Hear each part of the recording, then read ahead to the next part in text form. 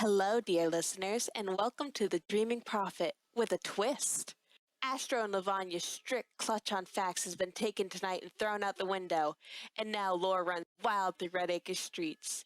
Take a seat, open your mind to the unknown, and welcome to the Little Nightmares. My name's Xaviul. I'm Astro. And I'm Lavanya. Now, dear listeners, we really pulled this one out of the archive and dusted it off for you because this was recorded all the way back during episode 7. Last time on The Dreaming Prophet. You can ignore it, but you can't deny what you are. And what you are is one of many. Welcome to our SpeakAsOne discussion. What is SpeakAsOne? SpeakAsOne is the name of the daemon that occupies the majority of the hosts in Redacre. SpeakAsOne uses the song to describe its own traditionalist, connected host pattern of behavior, keeping the host unconscious as much as possible because of the toxin of self-interest. They chronicle their own history and the history of other daemons and other humans for eternity, sharing it within their hive mind. And they want to know more about where they came from. They state that they discovered humanity back when they were still apes, barely upright, and still nomadic. Our last segment is a little bit unconventional, but like in our The Idare episode, we'd like to talk a little bit about theory. The purpose of The Dreaming Prophet is to arm club members with facts. However, as some facts are unclear as we are still gathering more clues, we're having these short theory sections to allow us to talk about stuff we couldn't otherwise. So, Lavanya, take it away. Oh, fantastic. Alright, so as anyone who has ever played a game with me knows, SEO and morality is a fucking fascinating conundrum to dig into. Because on one hand, we have what SAO says. SpeakAsOne argues that they are not looking to harm the children, they are not looking to harm the community, and that their ultimate goal is that everyone will be alive, healthy, and happy in the song, in perfect serenity for the rest of their life. However, this doesn't quite work out in practice. The fact of the matter is, when you are playing the game, you will see a shit ton of dead children. Children are blacking out right at the start of the game and walking out onto train tracks, fast fucking asleep. They are wandering the streets. They are getting dragged by adults across rough, trash-ridden, filthy streets because SAO's morality does not include keeping away the feral raccoons. We are personally finding dead children in the maze, and we are also informed that the Lucids are committing suicide, and the Lucids are constantly wailing that their bodies are being abused. What they say does not necessarily sync up with what they actually are doing to their host. And while some of this could be justified in the fact that if you die, you might become a watcher and you might join the song, meaning that you really never die at all, the fact of the matter is, the meat still matters. As SEO says, dead meat is useless, but they sure as fuck aren't doing anything to prevent said dead meat. So, what SAO tells us is what exactly? How does SAO view the rest of the world and the rest of the daemons? SAO views the rest of the world and the rest of the daemons as essentially body parts that have gotten away from them. You could probably even turn it into a chronic illness type of thing. SAO is a person who has body parts that are acting in ways that are not harmonious to the rest of them. But in the end, even if your leg does shake uncontrollably at incredibly inconvenient times, it's still your fucking leg. SAO holds that just as you would not say, my leg is a person trying to fight free from my body to roam the streets on its own and pursue its own agenda, SAO does not say, oh, the Idare is his own person. SAO says, my hand kind of got cancer and now it's trying to strangle me. It turned necrotic and septic, so I had to cut it off. Thank God for course medical insurance.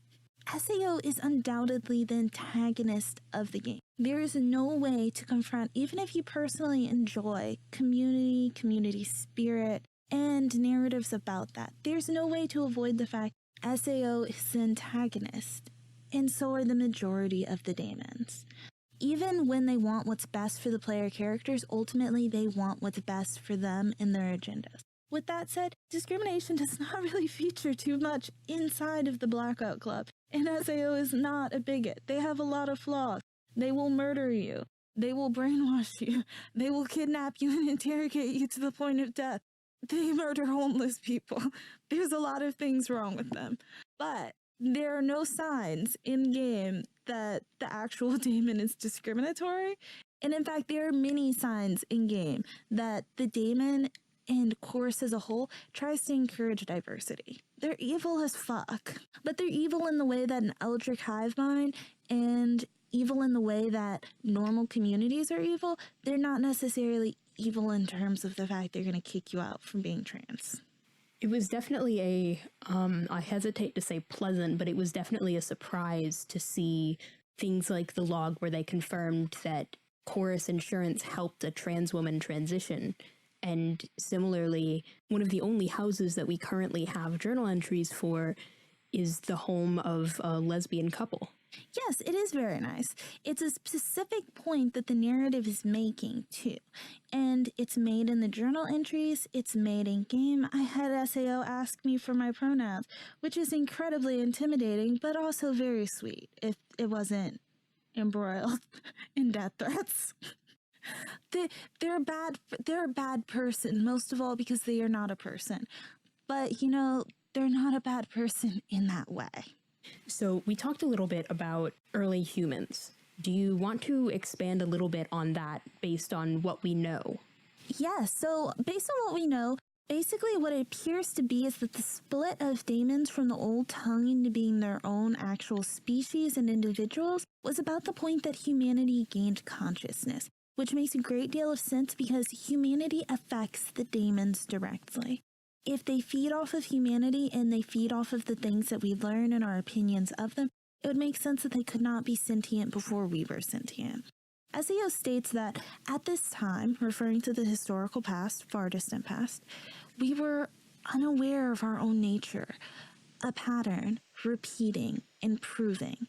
They only developed sentience at the point that humanity started to develop sentience and awareness of each other and themselves as a group, separate from the world. Which is something interesting because it has been said that voices cannot be sustained off of animals and they cannot host animals in the same way that humans host them, which we can kind of see the basis of, presumably, in real life.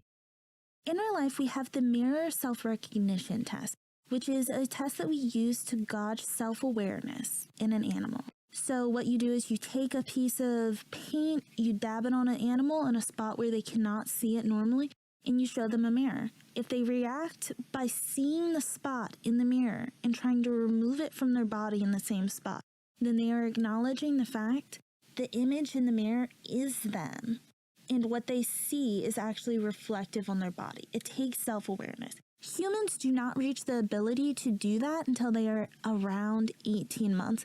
In what is actually called the mirror stage.